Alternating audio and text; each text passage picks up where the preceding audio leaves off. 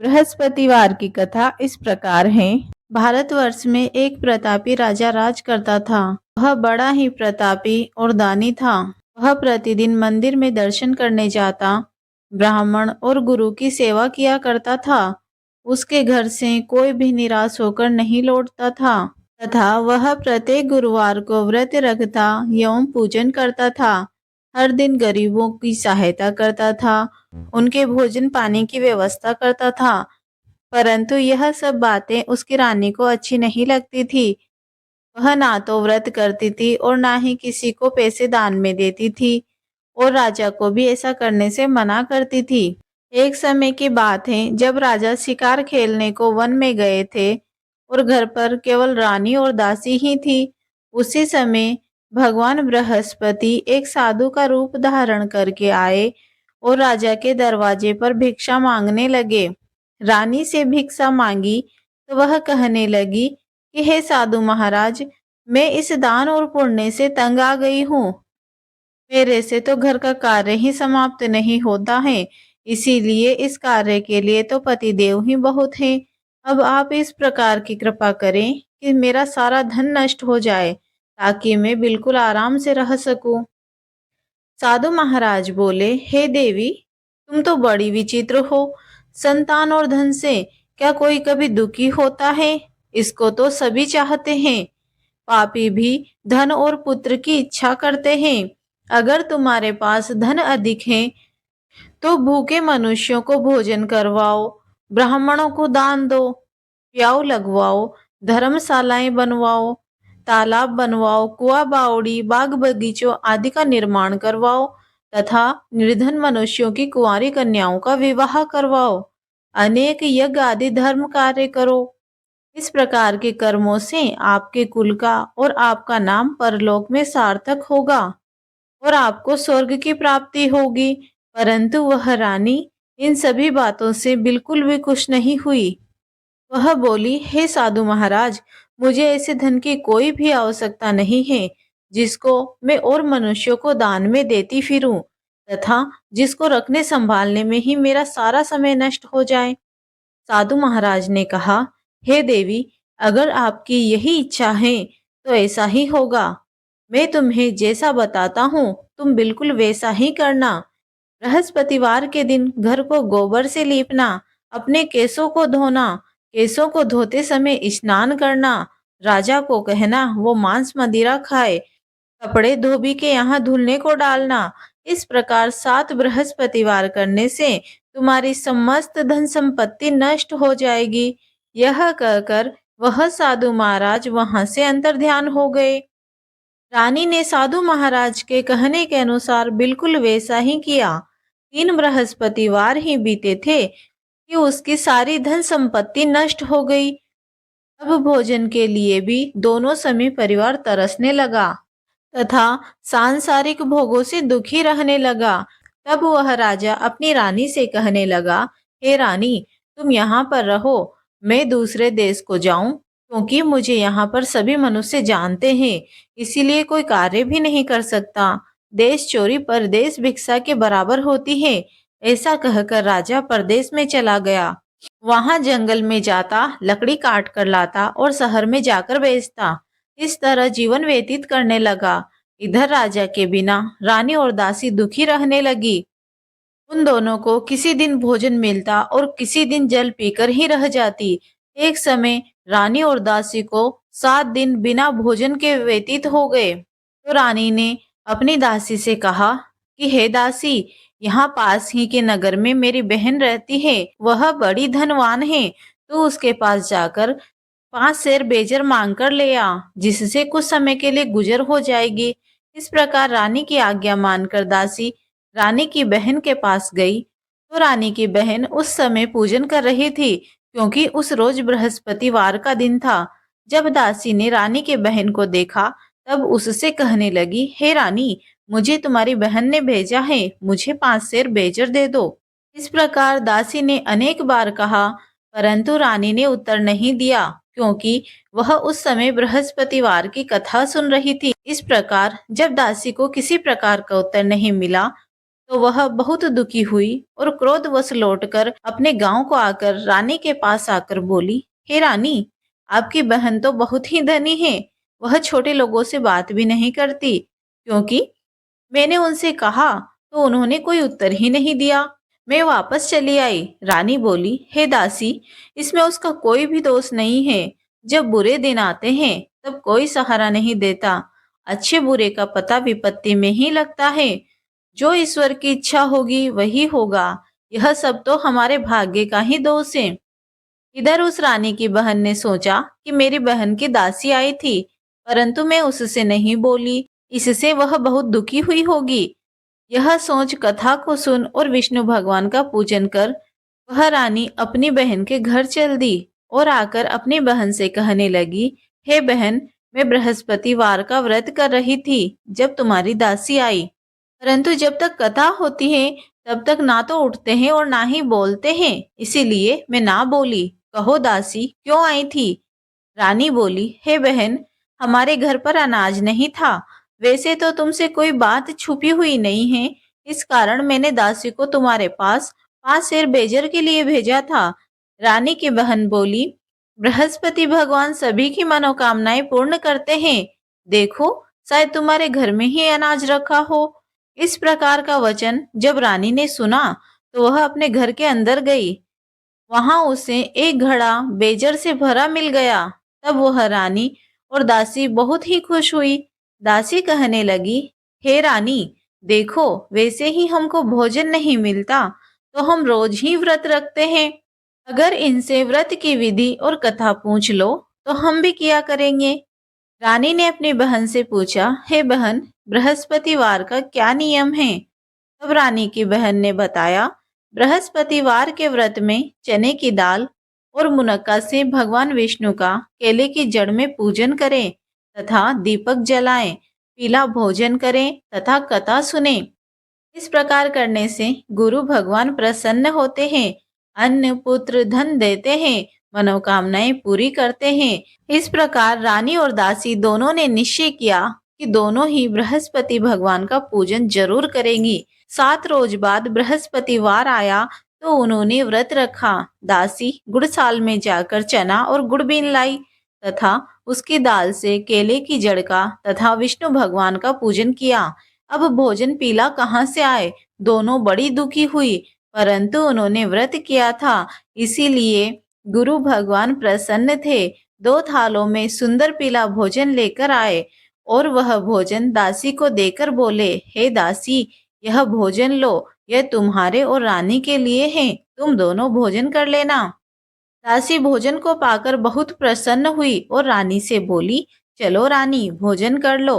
रानी को इस विषय में कुछ भी पता नहीं था, इसीलिए वह दासी से बोली, हे दासी, तुम ही भोजन करो, क्योंकि तुम हमारी व्यर्थ में हंसी उड़ाती हो।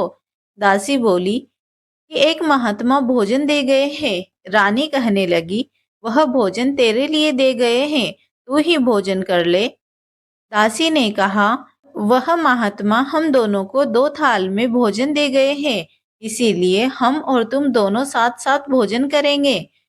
इस प्रकार रानी और दासी ने गुरु भगवान को नमस्कार कर भोजन प्रारंभ किया तथा अब वे प्रत्येक बृहस्पतिवार को गुरु भगवान का व्रत और विष्णु भगवान का पूजन करने लगी। बृहस्पति भगवान की कृपा से रानी और दासी के पास धन हो गया। रानी फिर इसी प्रकार आलस्य करने लगी। तब दासी बोली, देखो रानी, तुम पहले भी इसी प्रकार आलस्य करती थी और तुम्हें धन रखने में कष्ट होता था, इसी कारण सभी धन नष्ट हो गया। अब गुरु भगवान की कृपा से हमें धन मिला है, हमें दान पुण्य करना चाहिए। दान में भूखे मनुष्यों को भोजन करवाओ, प्याऊ लगवाओ, कुआं तालाब बावड़ी बनवाओ, ब्राह्मणों को दान दो, धर्मशालाओं का निर्माण करवाओ, मंदिर और पाठशालाएं बनवाकर दान दो, कुंवारी कन्याओं का विवाह करवाओ, धन को शुभ कार्यों में खर्च करो, जिससे तुम्हारे कुल का यश बढ़े तथा स्वर्ग प्राप्त हो और आपके पितृ भी प्रसन्न हो। तब रानी ने इस प्रकार के कार्य करने प्रारंभ कर दिए तो काफी यश फैलने लगा। एक दिन रानी और दासी विचार करने लगी कि न जाने हमारे महाराज किस दशा में होंगे। उनकी कोई खोज खबर भी नहीं है। गुरु भगवान से उन दोनों ने प्रार्थना की। तो एक दिन भगवान ने रात्रि में राजा के स्वप्न में कहा, हे राजन उठ, तेरी रानी तुझको याद करती है, अपने देश को चला जा। राजा प्रातःकाल उठा और विचार करने लगा, स्त्री खाने और पहनने की ही साथी होती है। पर भगवान की आज्ञा मानकर वह अपने नगर के लिए चलने को तैयार हो गया। इससे पूर्व जब राजा परदेश को चला गया था तो परदेश में दुखी रहने लगा। प्रतिदिन जंगल में से लकड़ी बीन कर लाता और उन्हें शहर में बेचकर अपने दुखी जीवन को व्यतीत करने लगा। एक दिन राजा दुखी होकर अपनी पुरानी बातों को याद करके रोने लगा। तब उसी जंगल में बृहस्पति देव एक साधु का रूप धारण करके आए। वो राजा के पास आकर बोले, हे लकड़हारे, तुम इस सुनसान जंगल में किस चिंता में बैठे हो, मुझको बतलाओ। यह सुनकर राजा के नेत्रों में जल भर आया और साधु की वंदना कर बोला, हे प्रभु, आप सब कुछ जानने वाले हो। इतना कहकर साधु को अपनी सारी कहानी सुना दी। महात्मा दयालु होते हैं। वे राजा से बोले, हे राजन, तुम्हारी स्त्री ने बृहस्पति देव का अपमान किया था, जिस कारण तुम्हारी यह दशा हुई है। अब तुम किसी प्रकार की चिंता मत करो, भगवान तुम्हें पहले से अधिक धन देगा। देखो, तुम्हारी स्त्री ने बृहस्पतिवार का व्रत प्रारंभ कर दिया है और तुम मेरा कहना मानकर बृहस्पतिवार का व्रत करके चने की दाल और गुड़ को जल के लोटे में डालकर केले का पूजन करो। फिर कथा कहो और सुनो, भगवान तुम्हारी सारी मनोकामनाओं को पूरा करेंगे। साधु को प्रसन्न देखकर राजा बोला, हे प्रभु, मुझे लकड़ी बेचकर इतना पैसा नहीं मिलता है जिससे भोजन करने के उपरांत कुछ बचा सकूं। मैंने रात्रि में अपनी रानी को व्याकुल देखा है। मेरे पास कुछ भी नहीं है जिससे उसकी खोज खबर मंगा सकूं।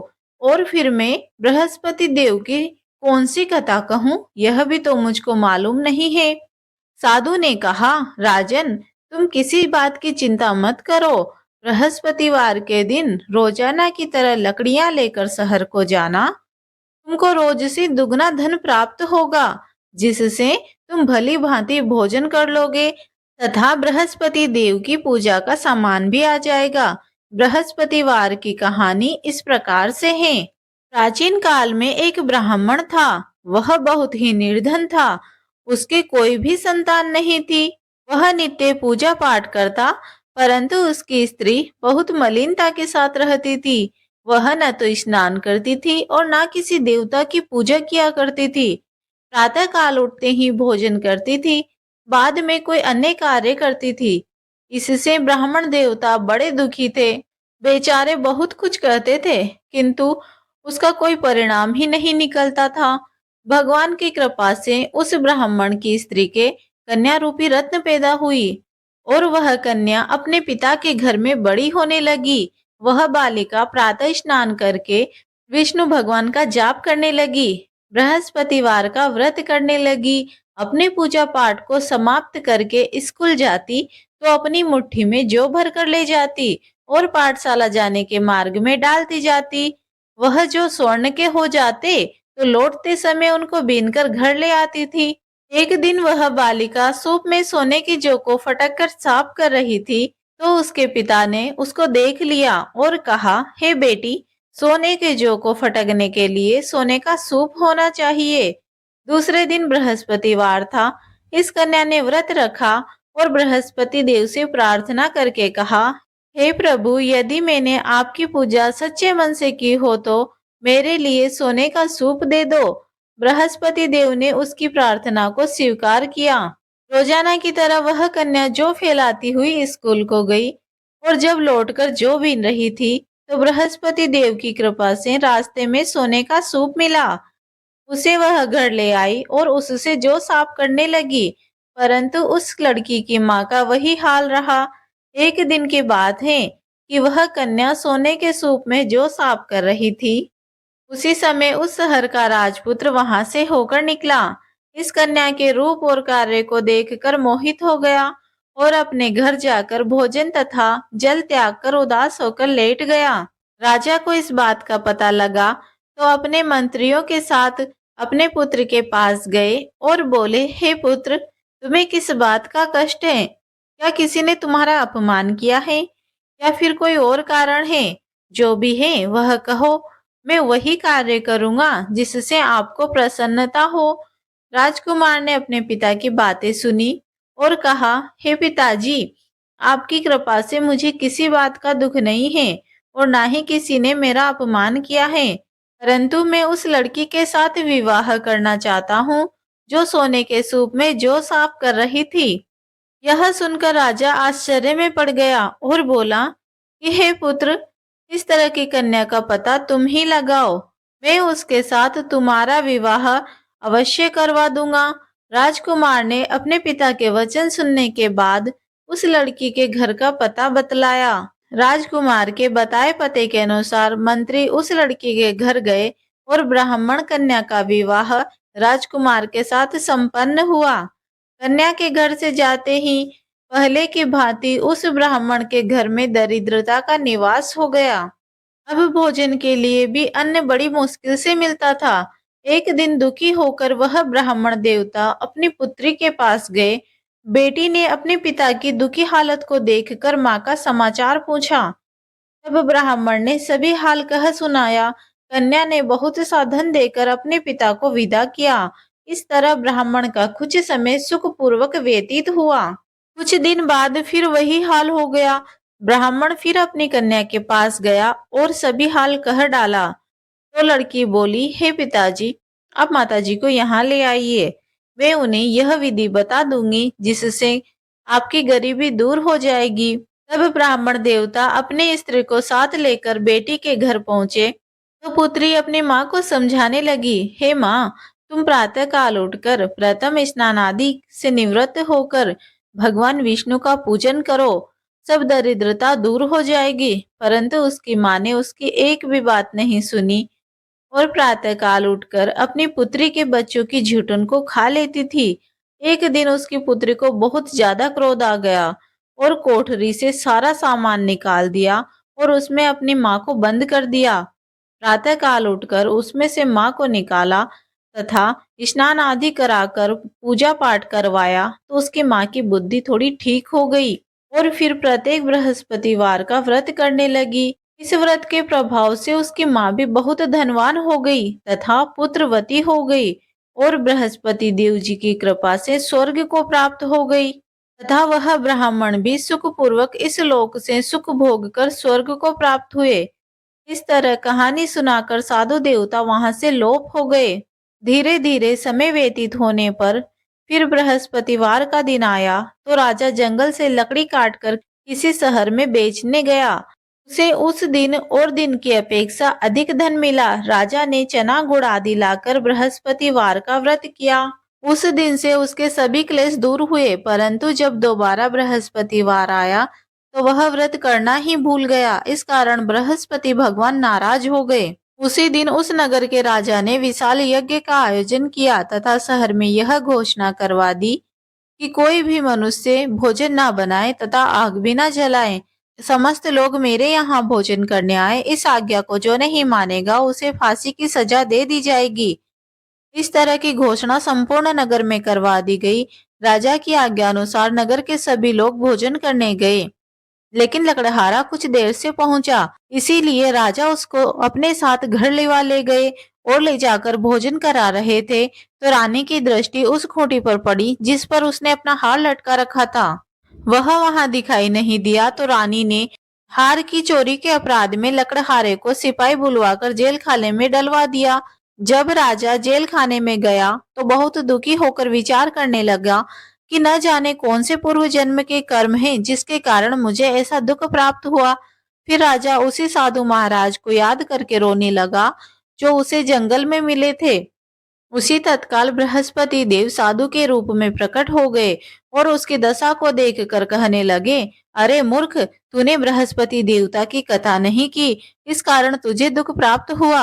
अब चिंता मत कर, बृहस्पतिवार के दिन जेल खाने के दरवाजे पर 4 पैसे पड़े मिलेंगे, उससे तू बृहस्पति देव की पूजा करना, तेरे सभी कष्ट दूर हो जाएंगे। बृहस्पतिवार के दिन उसे 4 पैसे मिले। राजा ने उसी पैसे से व्रत और पूजन किया। उसी रात को जब राजा सो रहा था, तो बृहस्पति देव ने राजा को स्वप्न में कहा, हे राजन, तुमने जिस आदमी को जेल खाने में हार की चोरी के अपराध में बंद कर रखा है, वह निर्दोष है, वह राजा है, उसे छोड़ देना। रानी का हार उसी खूंटी पर टंगा हुआ है। अगर तू ऐसा नहीं करेगा तो मैं तेरे राज्य को नष्ट कर दूंगा। राजा प्रातःकाल उठा तो रानी का हार खूंटी पर टका देखकर लकड़हारे को बुलाकर क्षमा मांगी तथा राजा को योग्य सुंदर वस्त्र आभूषण देकर विदा किया। गुरुदेव की आज्ञा पाकर राजा अपने नगर को चल दिया। राजा जब नगर के निकट पहुंचा तो उसे बड़ा ही आश्चर्य हुआ। नगर में पहले से अधिक बाग, तालाब, कुएं, मंदिर तथा बहुत सी धर्मशालाएं बनी हुई थी। राजा ने पूछा, यह सब किसके हैं? तो नगर के सभी लोग कहने लगे कि यह सब रानी और दासी के हैं। तो राजा को आश्चर्य हुआ और गुस्सा भी आया। जब रानी ने खबर सुनी कि राजा आ रहे हैं, तो उसने दासी से कहा कि हे दासी, राजा हमको कितनी बुरी हालत में छोड़ गए थे, वह हमारी यह हालत देखकर लौट ना जाए, इसीलिए तो दरवाजे पर जाकर खड़ी हो जा।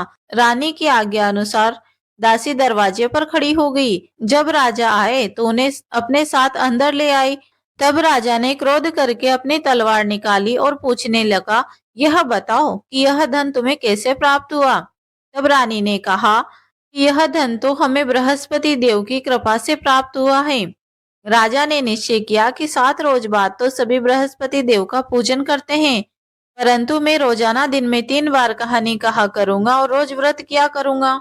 अब हर समय राजा के दुपट्टे में चने की दाल बंधी रहती तथा दिन में 3 बार कहानी कहता। एक रोज राजा ने विचार किया कि चलो अपनी बहन के यहाँ हो आते हैं। इस तरह निश्चय कर राजा घोड़े पर सवार होकर अपनी बहन के यहाँ चलने लगा। मार्ग में उसने देखा कि कुछ आदमी मुर्दे को लिए जा रहे हैं। उन्हें रोककर राजा कहने लगा, अरे भाइयों, मेरे बृहस्पतिवार की कथा सुन लो। वे बोले, लो हमारा तो आदमी मर गया है और इसको इसकी कथा की पड़ी है। परंतु कुछ आदमी बोले, अच्छा कहो, हम तुम्हारी कथा भी सुनेंगे। राजा ने दाल निकाली और जब कथा आदि हुई कि मुर्दा हिलने लगा और जब कथा समाप्त हुई कि राम राम करके वह मनुष्य उठ खड़ा हुआ। आगे मार्ग में उसे एक किसान खेत में हल चलाते हुए मिला। राजा ने उसे देखा और उससे कहने लगा कि अरे भैया, मेरे बृहस्पतिवार की कथा सुन लो। किसान बोला, जब तक तुम्हारी कथा सुनूंगा तब तक तो 4 हरैया खेत जोत लूंगा। जा अपनी कथा किसी और को सुनाना। इस तरह राजा आगे चलने लगा। राजा के हटते ही बेल पछाड़ खाकर गिर गए तथा किसान के पेट में जोर से दर्द होने लगा। उसी समय उसकी माँ रोटी लेकर आई। उसने यह सब देखा और अपने बेटे से सब हाल पूछा और बेटे ने सब हाल कह दिया। बुढ़िया दौड़ी दौड़ी राजा के पास गई और उससे बोली कि हे राजा, मैं तेरी कथा सुनूंगी, पर तू मेरे खेत पर चलकर कह। राजा ने बुढ़िया के खेत पर जाकर कथा कही, जिसके सुनते ही वह बैल खड़े हो गए और किसान के पेट का दर्द भी ठीक हो गया। राजा अपनी बहन के घर पहुंचा तो बहन ने भाई की खूब मेहमानी की। दूसरे रोज प्रातःकाल राजा जगा तो वह देखने लगा कि सब मनुष्य भोजन कर रहे हैं। राजा ने अपनी बहन से कहा कि ऐसा कोई मनुष्य है जिसने भोजन न किया हो, तो वह मेरे बृहस्पतिवार की कथा सुन ले। बहन बोली, हे भैया, यह देश ऐसा ही है। पहले यहाँ लोग भोजन करते हैं, बाद में कोई अन्य कार्य करते हैं। अगर कोई पड़ोस में हो तो देख आते हैं। वह ऐसा कहकर पड़ोस में देखने के लिए चली गई, परंतु उसे ऐसा कोई भी व्यक्ति नहीं मिला जिसने भोजन न किया हो। अंत में वह एक कुमार के घर गई जिसका लड़का बीमार था। उसे मालूम हुआ कि उसके घर पर 3 दिन से किसी ने भोजन नहीं किया है। रानी ने अपने भाई की कथा सुनने को कुम्हार से कहा तो वह तैयार हो गया। राजा ने जाकर बृहस्पतिवार की कथा कही, जिसको सुनते ही उसका लड़का ठीक हो गया। अब तो राजा की प्रशंसा होने लगी। एक दिन राजा ने अपनी बहन से कहा, हे बहन, हम अपने घर को जाएंगे, तुम भी तैयार हो जाओ। राजा की बहन ने अपनी सास से पूछा तो सास बोली, चली जा, परंतु अपने लड़कों को मत लेकर जाना, क्योंकि तेरे भाई की कोई औलाद नहीं है। बहन ने अपने भाई से कहा कि हे भैया, मैं तो चलूंगी, पर कोई बालक नहीं जाएगा। राजा बोला कि जब कोई बालक ही नहीं जाएगा तो तुम भी क्या करोगी? बड़े दुखी मन से राजा अपने नगर को लौट आया। राजा ने अपनी रानी से कहा, हम निर्वंशी राजा हैं, हमारा मुंह देखने का धर्म नहीं है और कुछ भोजन आदि नहीं किया रानी बोली, हे नाथ, जब बृहस्पति देव ने हमें सब कुछ दिया है तो औलाद भी अवश्य देंगे। उसी रात बृहस्पति देव ने राजा को स्वप्न में कहा कि हे राजन, उठ, सभी सोच को त्याग दे, तेरी रानी गर्भ से है। राजा को यह बात सुनकर बड़ी खुशी हुई। 9वें मास रानी ने एक सुंदर पुत्र को जन्म दिया। तब राजा ने अपनी रानी से कहा, स्त्री बिना भोजन के रह सकती है, पर बिना कहे नहीं। जब मेरी बहन आए तो तुम उससे कुछ भी मत कहना। राजा की बात सुनकर रानी ने हाँ कर दी। जब राजा की बहन ने शुभ समाचार सुना तो वह बहुत खुश हुई और बधाई लेकर अपने भाई के यहाँ आई। तब रानी ने कहा, घोड़ा चढ़कर तो नहीं आई, गधा चढ़ी आई। राजा की बहन बोली, भाभी, मैं इस प्रकार ना कहती तो तुम्हें औलाद कैसे मिलती। बृहस्पति देव ऐसे ही हैं, जैसी जिसके मन में कामनाएं होती है वो सब पूर्ण करते हैं। जो सद्भावना पूर्वक बृहस्पतिवार का व्रत करता है एवं कथा पढ़ता या दूसरों को सुनाता है, बृहस्पति देव उसकी सभी मनोकामनाएं पूर्ण करते हैं। जैसी सच्ची भावना से राजा और रानी ने बृहस्पति देव की कथा का गुणगान किया तो उनकी सभी इच्छाओं को बृहस्पति देव जी ने पूरा किया।